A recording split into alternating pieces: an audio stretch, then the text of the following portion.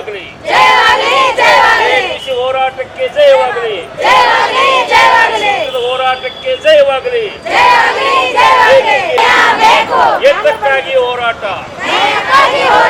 ಏತಕ್ಕಾಗಿ ಹೋರಾಟ, ಎಲ್ಲಿವರೆಗೆ ಹೋರಾಟ, ಎಲ್ಲಿವರೆಗೆ ಹೋರಾಟ. ಧಿಕ್ಕಾರ, ಸಂಬಳ ಹೆಚ್ಚಿಗೆ ಮಾಡಿರ್ತಕ್ಕಂಥ ಎರಡು ಸರ್ಕಾರಕ್ಕೆ ಧಿಕ್ಕಾರ, ಕೇಳಿರ್ತಕ್ಕಂಥ ಮಂಡ ಸರ್ಕಾರಕ್ಕೆ ಧಿಕ್ಕಾರ. ಏನಿದು ಹೋರಾಟ ಮಾಡ್ತಾ ಇದ್ದೀವಿ. ಇವತ್ತಿಗೆ ನಮಗೆ 24 ವರ್ಷ ಆಗಿದೆ ಈ ಬಿಸಿ ಊಟ ಶಾಲೆಗಳಲ್ಲಿ ಬಿಸಿ ಊಟ ಮಾಡ್ತಾ ಇರೋದು. ಇವತ್ತಿನ ತನಕ ನಮಗೆ ನ್ಯಾಯ ಸಿಕ್ಕಿಲ್ಲ. ಅದಕ್ಕೆ ನಾವು ಈ ಹೋರಾಟವನ್ನು ಮಾಡ್ತಾ ಇದ್ದೀವಿ. ನಮಗೆ ಬರೀ 300-600 ರೂಪಾಯಿದಾಗ ನಾವು ದುಡ್ಕೋತ ಬಂದೀವಿ. ಈಗಾಗಲೇ ನಮಗೆ 4700-600 ರೂಪಾಯಿ ಕೊಡ್ತಾ ಇದ್ದಾರೆ. ಈ ಬಡ ಹೆಣ್ಮಕ್ಳದ್ದು ಕೂಗನ್ನು ಕೇಳ್ತಾ ಇಲ್ಲ ಸರ್ಕಾರ. ಅದಕ್ಕಾಗಿ ನಾವು ಈ ಹೋರಾಟವನ್ನು ಒಂದು ಮನವಿಯನ್ನು ಸಲ್ಲಿಸ್ತಾ ಇದ್ದೀವಿ. ನಮ್ಮ ಬೇಡಿಕೆಯನ್ನು ಸರ್ಕಾರ ಅದರ ಗಮನಕ್ಕೆ ತಗೊಂಡು ನಮ್ಮ ಬೇಡಿಕೆ ಈಡೇರಿಸ್ಬೇಕಂತೇಳಿ ನಾವು ಈ ಹೋರಾಟ ಮಾಡ್ತಾ ಇದ್ದೀವಿ. ನಮ್ಮ ಬೇಡಿಕೆ ಏನಂತಂದರೆ, ಫಸ್ಟ್ ನಮ್ಮ ಬೇಡಿಕೆ ನಮ್ಮ ವೇತನ ಹೆಚ್ಚಿಗೆ ಮಾಡಬೇಕು. ಸೆಕೆಂಡು ಎರಡನೇದು ಏನಂತಂದರೆ, ಇದೇನು ನಮ್ಗೆ ವರ್ಷಿಗೆ ರಿಲೀಸ್ ಮಾಡ್ತಾರೆ. 10 ತಿಂಗಳ ಆದ ನಂತರ ಮಾರ್ಚ್ ತಿಂಗಳದಾಗ ನಮಗೆ ತೆಗಿತಾರೆ. ಮತ್ತು ಜೂನ್ದಾಗ ನಮಗೆ ಜಾಯ್ನಿಂಗ್ ಅಂತ ಮಾಡ್ತಾರೆ. ಆಯಿತು, ಅದನ್ನು ರದ್ದುಗೊಳಿಸ್ಬೇಕು. ಮತ್ತು ಸ್ಕೀಮ್ ವರ್ಕರ್ ಬದಲಿ ನಮಗೆ ಕಾರ್ಮಿಕರು ಅಂಥೇಳಿ ಪರಿಗಣಿಸ್ಬೇಕು. ಮತ್ತೊಂದು ಏನಂತಂದರೆ, ಇದೇನು SDMCಗೆ ಅವ್ರು ಆಯ್ಕೆ ಮಾಡ್ಯಾರ. SDMC ಬರೀ ನಮ್ಮ ಹೆಣ್ಮಕ್ಳು ಜೀವ ತಿನ್ನೋ ಸಲಕ್ಕೆ ಮಾಡ್ಯಾರ. ಕೆಲವು ಶಾಲೆದಾಗ ಭಾಳ ಜೀವ ತಿಂತಾ ಇದ್ದಾರೆ.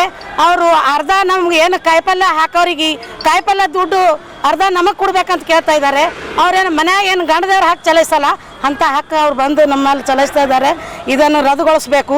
ಮತ್ತು ನಮ್ಮ ಹೆಡ್ ಮಾಸ್ಟರ್ ಮುಖ್ಯ ಗುರುಗಳದು ಮುಖ್ಯ ಅಡುಗೆಯವ್ರದ್ದೇ ಮತ್ತು ಇದು ಅಕೌಂಟನ್ನು ಮತ್ತೆ ಇದು ಮಾಡಬೇಕು ಮೊದಲಿನಂಗೆ.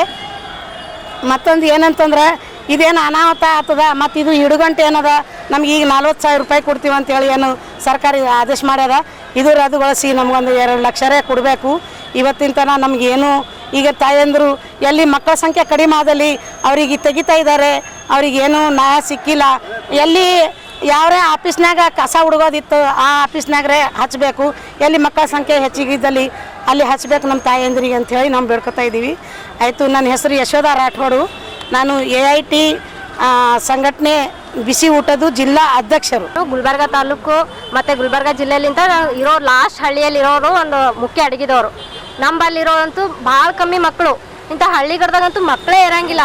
ಅದರೊಳಗಂತೂ ಇರೋ ಒಂದು 30-40 ಮಕ್ಕಳೊಳಗೆ ಒಬ್ರೊಬ್ಬರನ್ನು ತೆಗಿತಾರೆ. ಬಿಸಿ ಊಟದವ್ರಿಗೆ ತೆಗಿಲಕತ್ತಾರ. ಅಲ್ಲಿ ಮಾಡೋರು ಒಬ್ಬರೇ ಆಗ್ಲತ್ತಾರ. ಮತ್ತು ಬಿಸಿ ಊಟದವ್ರನ್ನೂ ಮಾಡಬೇಕು. ಮತ್ತು ಅವ್ರದ್ದು ಎಲ್ಲ ಮಕ್ಕಳು ಹಾಜರಿನೂ ಹಾಕೋಬೇಕು. ಅದರೊಳಗೆ ನಮಗೆ ಪಗಾರ ಅಂತೂ ಏನು ಕೇಳೇಬಾರ್ದು. ಬರೀ ಖಾಲಿ 4,600 ಮತ್ತು 700 ಅಷ್ಟೇ ಅದ. ಇಂಥವೆಲ್ಲ ನಮಗೆ ಕೇಳಕ್ಕೆ ಯಾರೂ ಇಲ್ಲೇನು ಸರ್ಕಾರದವರು. ನಮ್ಮಂಥ ಬಿಸಿ ಊಟದವ್ರಿಗೆ ಏನೂ ಗೊತ್ತೇ ಇಲ್ದಂಗೆ ನಾವು ಸುಮ್ಮನೆ ದುಡ್ದೇ ಇದ್ದೀವಿ. ಮುಂಜಾನೆ 9:15 ಸಂಜೆ 4 ಗಂಟೆವರೆಗೂ ದುಡಿದೀವಿ. ಆದ್ರೆ ನಮ್ಗೆ ಗೋಳು ಯಾರು ಕೇಳೋರೇ ಇಲ್ಲ.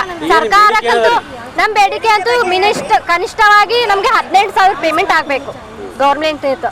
ಮತ್ತೆ ಇನ್ನೊಂದು ಏನಾಗಬೇಕು, ನಮಗೆ ಕಾಯಂಗೊಳಿಸ್ಬೇಕು. 10 ತಿಂಗಳು ದುಡ್ಸ್ಕೊತಾರ. ಅಲ್ಲಿದು ಮತ್ತೆ 2 ತಿಂಗಳು ಸುಟ್ಟಿ ಮಾಡಿ ಬ್ಯಾಸ್ಗ್ಯಾಗ ಮನೆ ಹಾಕ್ತಾರೆ. ಹಾಗೆ ಮತ್ತೆ ಮುಖ್ಯ ಸ್ಕೂಲ್ ಒಳಗಂತ ಕೆಲಸ ಮಾಡ್ತಾ ಇರೋದು ನಾವು ಭೀ ಬಿಸಿ ಊಟದವ್ರಿಗೆ. ಹಂಗೆ ಸ್ಕೂಲ್ ಒಳಗಿರೋ ಸರ್ಗಳು ಟೀಚರ್ಗಳು ಇರ್ತಾರೆ. ಅವ್ರಿಗೂ 2 ತಿಂಗಳು ರಜೆ ಇರ್ತದಲ್ಲ ಬ್ಯಾಸ್ಗಿ ಟೈಮ್ದಾಗ.